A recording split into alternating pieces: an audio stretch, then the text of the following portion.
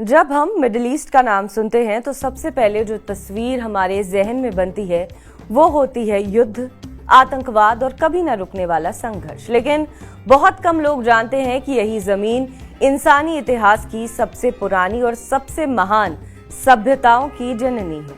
हजारों साल पहले जब बाकी दुनिया अभी जाग ही रही थी, तब यहाँ मेसोपोटामिया, बेबीलोन और सुमेर जैसे शहरों में लोग लिखना, बसना और सोचना सीख चुके थे। इसी धरती ने खेती, व्यापार, कानून और ज्ञान की नींव रखी थी। फिर आया एक ऐसा दौर जिसने इस पूरे इलाके को बदल दिया। 7वीं सदी में प्रॉफिट मोहम्मद ने इस्लाम की शुरुआत की। देखते ही देखते इस धर्म ने पूरी अरब दुनिया को जोड़ दिया और एक बहुत ही ताकतवर इस्लामिक एम्पायर बना। यह एम्पायर इतना फैल गया कि उसने पर्शिया से लेकर नॉर्थ अफ्रीका तक अपनी पकड़ बना ली। लेकिन इस फैलाव के साथ साथ पावर स्ट्रगल भी शुरू हो गया। इस्लाम के अंदर सुन्नी और शिया में बंटवारा हुआ और ये आइडियोलॉजिकल डिवाइड इतना गहरा था कि आज भी कई देश उसी दरार में झुलस रहे हैं। बाद में यूरोपियन क्रूसेडर्स हुए, यानी वो रिलीजियस वॉर्स जहां क्रिश्चियन सैनिक जेरूसलम जैसे होली साइट्स को वापस लेने के लिए मिडिल ईस्ट आए। सदियों तक चलने वाले इन युद्धों ने पूरे इलाके को खून से भर दिया। धर्म, राजनीति और ईगो जब एक साथ जुड़ते हैं तो हिंसा की शक्ल ले लेते हैं। समय आगे बढ़ा और अब बारी थी कॉलोनियल पावर्स की, जब ऑटोमन एम्पायर खत्म हुआ। फर्स्ट वर्ल्ड वॉर के बाद तो ब्रिटेन और फ्रांस ने पूरे मिडिल ईस्ट को अपनी मर्जी से बांट दिया। एक अग्रीमेंट हुआ, स्काई-पिकॉट अग्रीमेंट, जिसके तहत इन ताकतों ने नक्शे पर लाइनें खींच दी, बिना सोचे कि वहां की ग्राउंड रियलिटी क्या है। लोगों को अलग कर दिया गया, कुछ दुश्मनों को एक देश में डाल दिया गया, कुछ दोस्तों को अलग अलग हिस्सों में बांट दिया गया और यही मनमाने ढंग से खींची गई सीमाएं आगे चलकर बहुत सारे कॉन्फ्लिक्ट्स की जड़ बनी।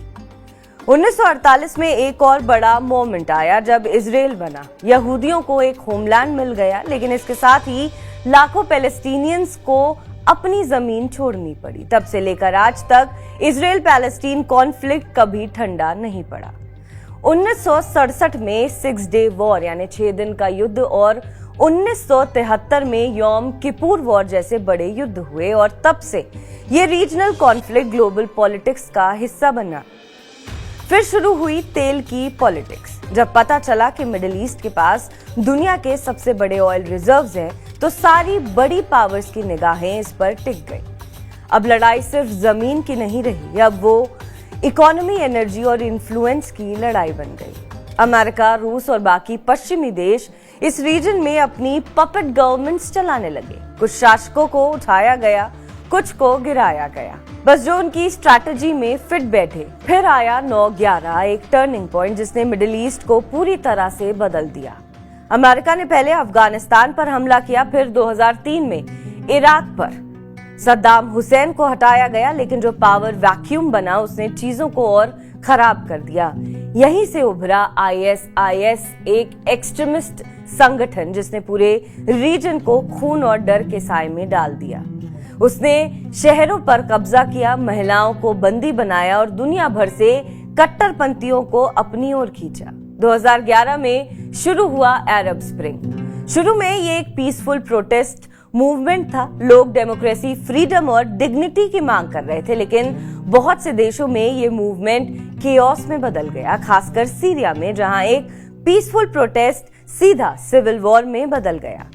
रशिया, अमेरिका, ईरान और तुर्की जैसे बड़े प्लेयर्स इस जंग में कूद पड़े और आम जनता बीच में पिसती रही। आज भी सीरिया पूरी तरह स्टेबल नहीं हुआ।